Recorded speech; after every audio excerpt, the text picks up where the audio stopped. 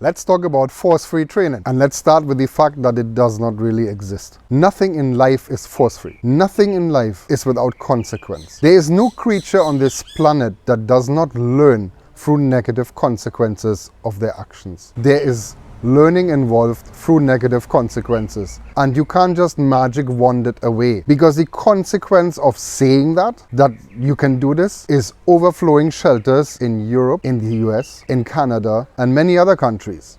Dogs that were left behind by purely positive trainers who could not deal with the issues that the dogs came with, and then recommended either medication for the dogs, medicating the heck out of them with psychotropic drugs, or causing people to relinquish them to the shelter because they could not deal with the dogs. How is that force-free?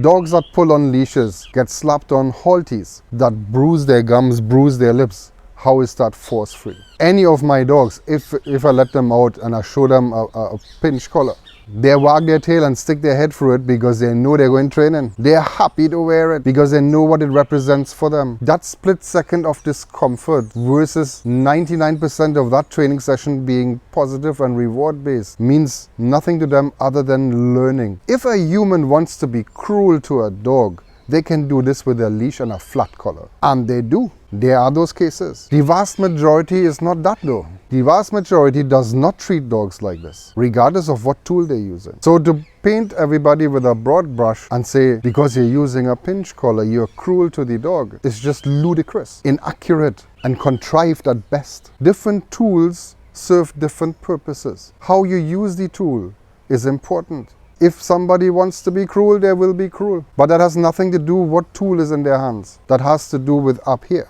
The majority of trainers are not like that. The majority of trainers going positive first. Don't get me wrong, I'm not against positive reinforcement. As a matter of fact, over 95% of what I do is positive. It's food rewards, it's toy rewards, it's praise, it's affection, animation.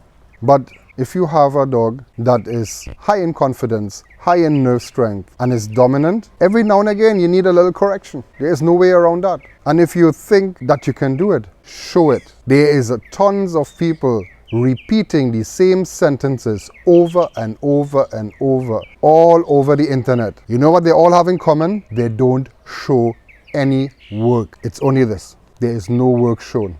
That I have a problem with. All I'm asking is, show me a 4-year-old, untrained, dog-aggressive, dominant mastiff, and show me how you obedience train this dog and deal with his dog aggression issues in a purely positive manner. Show it. There's so many that say they can do it, and it could be done, and there's no aversive necessary, there is no corrections necessary. Show it instead of just talking. That's all I'm asking.